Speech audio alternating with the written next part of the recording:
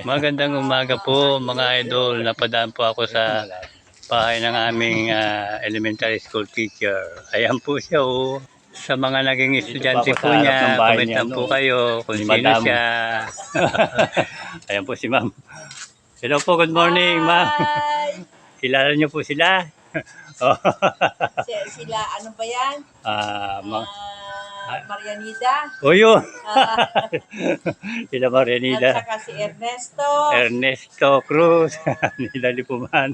Nicoreta. Ayun. Pangalan ng lalaki. Si Emard. Ano? Emard. Emard. Oh. Emard sana. Oh. Emard pala. Oh. Basta kayong lahat yan. Babalik na rin ako dyan bukas. Parang ganun lang ano po. Ayan po si Madam. Ang aming teacher. Oo nga, lahat na kayo. Lahat na kaming mag-anak. Siya po ang aming naging teacher. Na super tapang. Hindi po, mabait po kayo noon. Sa lahat po ng teacher, mabait kayo noon. Mabait sa mabait. Mabait na bata.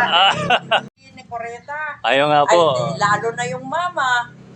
Yung mama si Marianida. Mana-mana. Mga matatalino sila. Kumusta raw kayo dyan? Ayan po. Sige po.